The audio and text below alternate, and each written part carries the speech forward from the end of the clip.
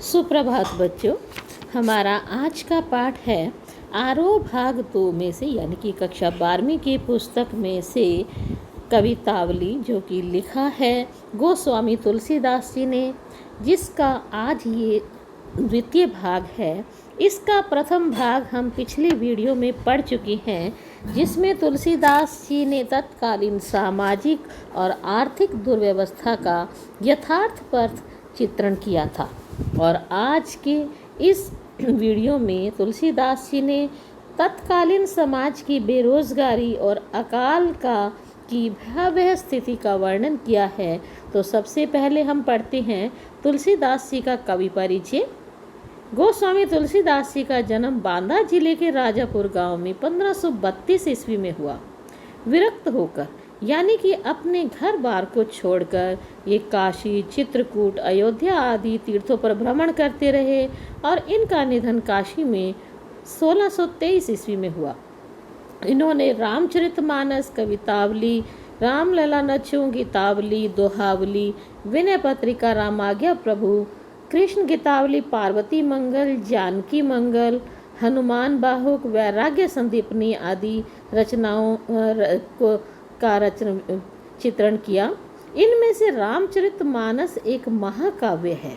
कवितावली में राम कथा, कवित तथा सेवैया दोनों ही छंदों में रचित है, जबकि रामचरितमानस दोहा और चौपाई छंद में लिया गया है। विनय पत्रिका में स्तुति के गे पद हैं। गे अर्थात ऐसे पद जिसे गाने के रूप में हम गा सकते हैं, जिसे गे पद कहा जाता है। इनकी काव्यगत विशेषताएं। गोस्वामी तुलसीदास जी राम भक्ति शाखा के सर्वोपरि कवि हैं। ये लोक मंगल की साधना को कवि के रूप में प्रतिष्ठित है। यह तथ्य न सिर्फ उनकी काव्य संवेदना की दृष्टि से, अपितु काव्य भाग के घटकों की दृष्टि से भी सत्य है। इसका सबसे बड़ा प्रमाण यही है कि शास्त्रीय भाषा, बेटा शास्त्रीय भाषा होती है संस्कृत भाषा, जिसका सृजन सबसे पहले हुआ था। उसमें सर्जन क्षमता होने के बावजूद भी इन्होंने लोक भाषा यानी कि उनके समय में जो भाषा प्रचलित थी, उस समय रीतिकालीन काव्य था, रीतिकालीन युग था और उस समय अवधी और ब्रज भाषा का प्रयोग किया जाता था। तो वो उनकी उस समय लोक भाषा थी, इसलिए इन्होंने अपनी रचनाएं भी अवधी और ब्रज भाषा में लिखी। तुलसीदास जी ने जीवन व जगत की व्यापक अनुभूति और मार्मिक प्रसंगों की अचूक समझ है। यह विशेषता उन्हें महाकवि बनाती है। रामचरितमानस में प्रकृति और जीवन के विविध भावपूर्ण चित्र हैं, जिसके कारण यह हिंदी का अद्वितीय महाकाव्य बनकर उभरा है। इसकी लोकप्रियता का कारण लोक संवेदना और समाज की नैतिक बनावट की समझ है। इनके सीताराम ईश्वर की अपेक्षा तुलसी के देश काल के आदर्शों के अनुरूप मानवीय धरातल पर पुनः सृष्टि चरित्र हैं। भाषा शैली इनकी। गोस्वामी तुलसीदास जी अपने समय में हिंदी क्षेत्र में प्रचलित सारे भावात्मक और काव्य भाषाई तत्वों का प्रतिनिधित्व करते हैं। उनके भाव, विचार, काव्य रूप, छंद तथा काव्य भाषा की बहुत समृद्धि मिलती है।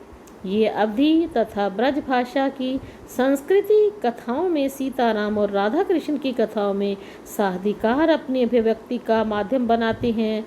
उपमा अलंकार के क्षेत्र में जो प्रयोग वैशिष्ट कालिदास की पहचान है, वही पहचान सांग रूपक में क्षेत्र में तुलसीदास जी की है। तो अब हम पढ़ते हैं तुलसीदास जी का दूसरा पद, जो कि कवितावली में दिया गया है। खेती न किसान को, भिखारी को न भीख बली, बनिक को न बड़िज न चाकर को चाकरी, जीविका वहीन लोग सिद्ध्यमान सोद बस, कहे एक एकन सो कहाँ जाई क्या करी, वेदों पुराण कही लोको विलोकत, सा करे सब पे राम रावरी कृपा करी, दारिद दस आनंद बाई धुनि दीन बंधु, दुरित दहन देख तुलसीदास हा हा हा करी। सबसे पहले हम शब्दार्थ देखते हैं। बलि यानी कि दान दक्षिणा, जो कि किसी के निमित्त दी जाती है। जैसे बेटा आप जब यज्ञ करते हैं तो शास्त्री जी आपसे बलि का एक आहुति दिलवाते हैं, अर्थात जो दान दक्षिणा का निमित्त जो किया जाए। बनिक होता है व्यापार करने वाले यानी कि बनिया जो व्यापार इत्यादि करते हैं। चाकर यानी कि नौकर कर जो कि किसी का काम करते हैं, नौकरी करते हैं। जीविका विहीन जिनके पास कोई रोजगार नहीं है, आजीविका नहीं है। सिद्धमान मीन्स होता है दुखी। सोच, सोच यानी कि चिंता करना। बस में होता है वश में करना। एकंसो एक दूसरे से यानी सबसे। का करी कहते हैं क्या करे। वेदहु वेदों में भी। लोकहु लोक में भी। विलोकत देखते हैं। साकरे संकट के समय में रावरे कहा गया है आपने। यह रावरे श्री राम के लिए लिया गया है। दारिद मीन्स होता है दरिद्रता अर्थात गरीबी। दशानन यानी कि रावण 10 से 10 प्लस आनन 10 है सिर जिसके अर्थात रावण। दबाई दबाया गया है। दूनी मीन्स होता है संसार। दीन बंधु दुखियों पर कृपा करने वाले। यहाँ दीन बंधु तुलसीदास जी ने श्री राम को कहा है। दुरित मीन्स होता है पाप और दहन मीन्स नाश करना। हाहाकारी दुखी हुआ, हाहाकार करना। अब हम इसका पढ़ते हैं भावार्थ। तुलसीदास जी कहते हैं कि अकाल की भयानक स्थिति है। इस समय किसानों की खेती नष्ट हो गई है। उन्हें खेती से कुछ नहीं मिल पा रहा है। कोई भीख मांग कर अपना गुजारा अगर करना चाहता है तो उन्हें भीख नहीं मिलती है। कोई बलि का भोजन भी नहीं देता अर्थात पहले देवताओं को बलि भी मिल जाती थी, उनके निमित्त बलि कर दिया करते थे, वो भी नहीं मिल रही है। व्यापारी को व्यापार का कोई साधन नहीं मिल रहा है। नौकर को कोई नौकरी नहीं मिलती अर्थात कोई किसी की नौकरी करके किसी की चाकरी करके काम करना चाहे तो उसे वो नहीं मिल रहा है। इस प्रकार चारों तरफ बेरोजगारी है अर्थात किसी के पास कोई काम नहीं है। आजीविका का साधन न रहने से लोग दुखी हो गए हैं। जीविका विहीन लोग सिद्धमान सोच बस। जीविका से विहीन जिनके पास रोजगार नहीं है, जो जीविका से विहीन है, बहुत ज़्यादा दुखी हो गए हैं और यह सोच सोच कर चिंता कर कर के एक दूसरे से पूछते हैं। कहे एकन एक सो, एक दूसरे से पूछते हैं कहाँ जाई हाय कहाँ जाए। का करी हम क्या करें, हमारे पास जीने का कोई सहारा नहीं है।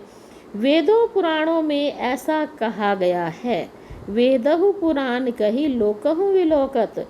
वेदों और पुराणों में ऐसा कहा गया है और लोक में ऐसा देखा गया है कि जब जब भी संकट उपस्थित हुआ है, जब भी कोई संकट आया है, तब श्री राम ने सब पर कृपा करी है। तुलसीदास जी कहते हैं कि राम रावरे कृपा करी। संकट सब पे जब जब भी किसी पे कोई संकट आया तो श्री राम ने उन सब पर कृपा की है।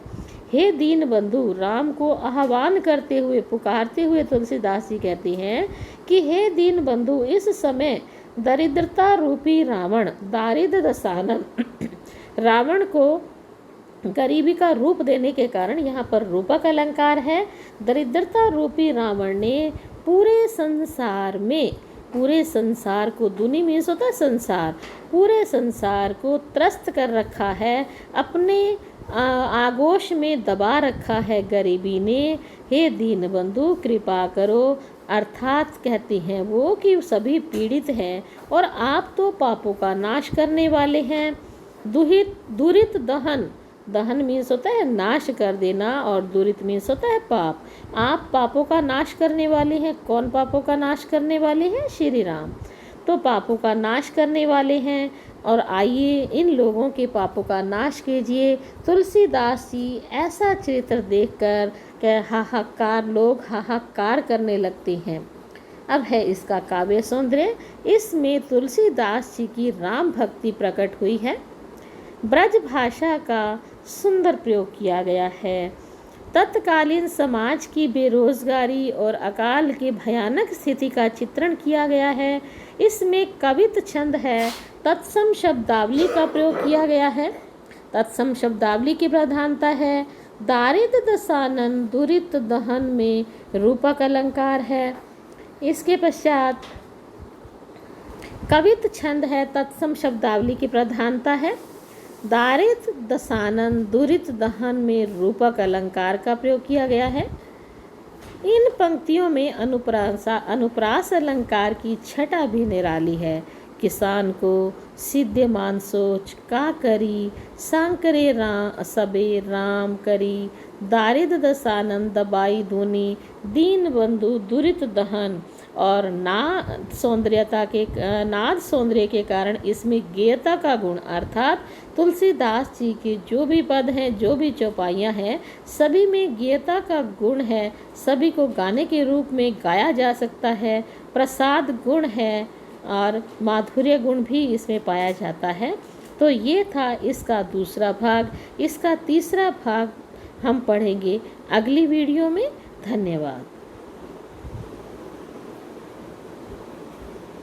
चलो हो गया तेरा धन्यवाद।